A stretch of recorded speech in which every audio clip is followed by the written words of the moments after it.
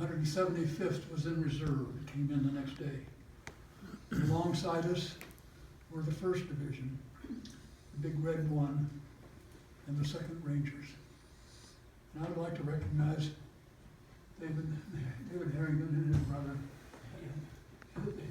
Their father was in the Big Red One on Dday. I thought it was interesting that they would be here this evening. Our mission was to establish a beachhead, nullify the German guns on the high ground, liberate the small towns along the coast, and seize the coastal roadway so we could get reinforcements and vehicles and tanks and supplies off the ships onto land. The 116th Regiment began the ground assault at 6:30, the appointed time, and they were decimated. All but destroyed, getting off the boats and trying to make their way up the beach. We could see them in their distress. My regiment, the 115th, was then sent in right away instead of waiting that extra half hour. And we could see immediately that we were in trouble. As we turned to go in, we could see the low cliffs where the Germans were and a church spire. We could see fire coming from the German fortifications on the high ground.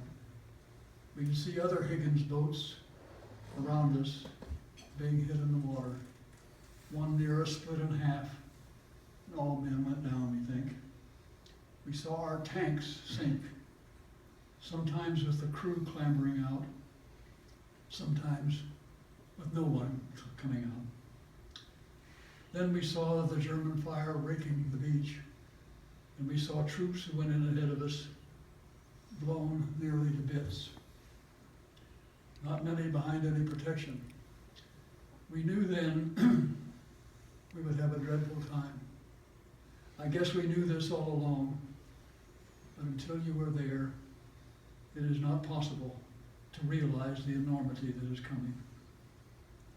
This was forcefully brought home as we got closer, and machine gun fire began striking the sides of our boat. We did not land where we were supposed to.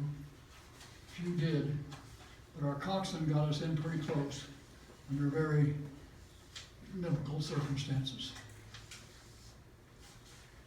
As we approached the beach, suddenly the boat stopped and the ramp went down, and we sprang out, hoping we could somehow make it. Some did, a lot didn't. We were in water just over our knees, a lot better than some who found themselves in much deeper water.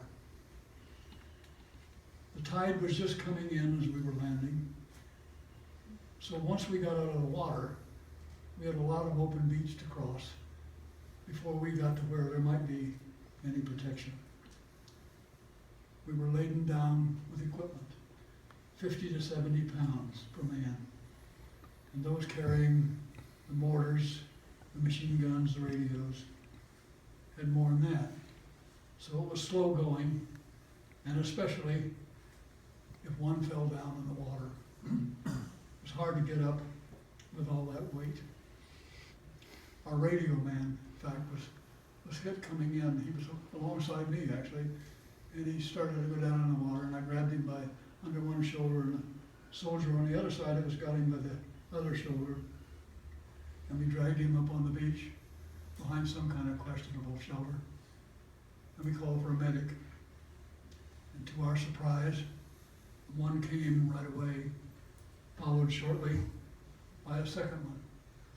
And we could see, medics and us, we could see that the wound did not appear to be life-threatening, but it probably bought him a ticket out of the war anyway. They passed him up a little bit and they carted him off in a little portable stretcher they carried around. Took him off somewhere, but later in the day, we heard that one of the medics stepped on a mine and they all went. Lots of deaths coming in. Soldiers shot coming off the boat, shot wading in, shot on the beach. Some stepped on mines, some drowned. Bodies everywhere, wounded everywhere. We were on our own mostly. The confusion created disorder. Plans were out the window. People running around everywhere. Here we were on Omaha Beach, and instead of finely honed, well-trained infantry warriors, most of us were exhausted, almost helpless, pinned down so we could barely lift up, scrambling for any kind of shelter we could find. We later learned that as soon as we landed, the advantage shifted to the Germans. Once on the beach, we were relatively immobile, movement by foot only. Very few vehicles made it to shore that day on those first assaults. So here we were on a narrow, enclosed battlefield, many natural obstacles to overcome, and the Germans heavily fortified on the high bluffs above the beach. We were on an open no man's land. We were trying to do what infantry tactics taught us, but this had very limited possibilities since the German fire was so intense that survival was about all we could do at first. It was not only an invasion, it was a struggle for personal survival. We had virtually no air support on D-Day. The planes were supposed to bomb the beaches before we got there to make craters for shelter. Then they were to proceed to the German lines and bomb them. But the weather was bad and the planes were late. And by the time they got there, we had begun to arrive. So they were afraid the bombs would hit us. So they went on to the German lines, but overshot them. So the whole aerial operation was largely a bust. Friendly mistaken fire, by the way, was a problem. We were once strafed by the Royal Air Force, who thought we were Germans.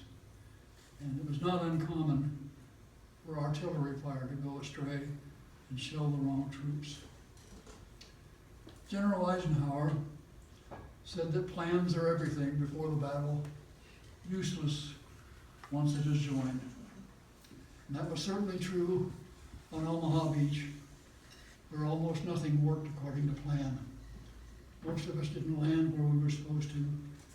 We did not have adequate air support, and the Germans were much stronger than expected. Aside from being pinned down, it didn't look to us we had enough firepower to battle back effectively. We could see tracers coming from the concrete gun emplacements on the bluffs. The gun emplacements looked mammoth. There was no way we were going to take out a German concrete emplacement with a .30 caliber rifle. We had to get closer so we could use grenades and bazookas and Bangalore torpedoes. At first, we had hardly fired a weapon. Survival was the priority. We had hoped to move up quickly, get off the beach in an hour or so. But at the end of the first hour, we were huddled against anything we could find for cover. We were trying to keep control, but we could feel the cold fingers of fear almost getting the best of us. After several hours, though, we managed to move up to higher ground where we found positions that made it more difficult for snipers and machine guns to hit us. Though the machine guns could not hit us for the most part,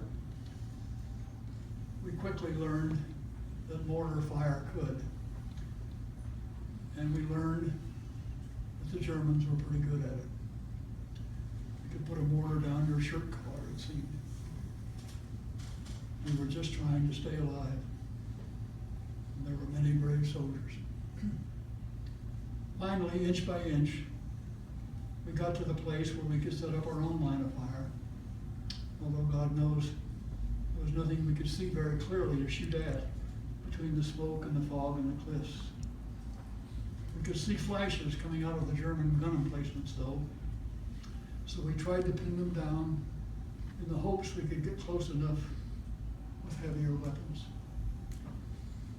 While we had improved our position slightly, we were still in grave difficulty.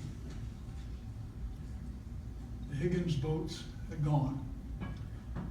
We could not be evacuated. Our backs were to the sea. We were not really advancing, so we were caught in the classic loser's position, facing annihilation or capture.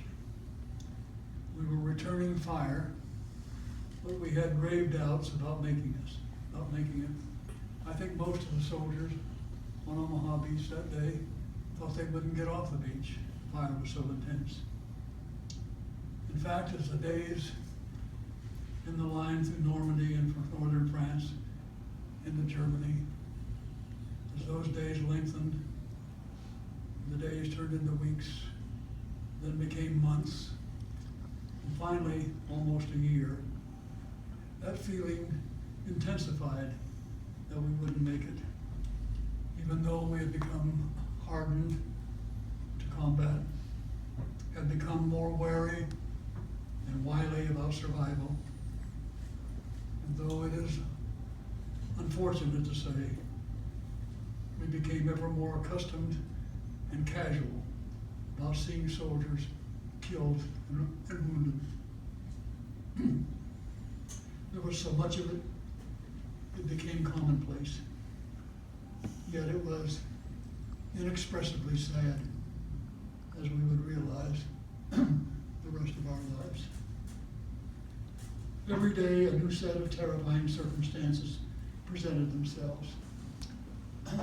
Fear was a strong emotion, followed by anger and sadness and a determination. And like that old song, heart, just a little bit of heart. We wanted to live, of course. We wanted to do well as soldiers. We had, to a large extent, become fatalistic. If we had to die, we hoped that we could do that well too, even bravely.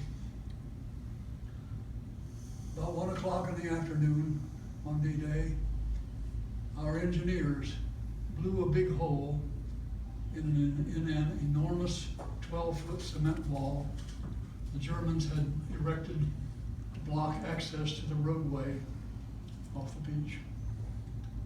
When they blasted the hole, a small number of soldiers around it burst through. We found ourselves in the small town of Vierville. Finally, the 29th Division was off the beach, if barely. In another hour that afternoon, a handful of Americans, perhaps 100 in all, held the town of Vierville, and we were hanging on for dear life.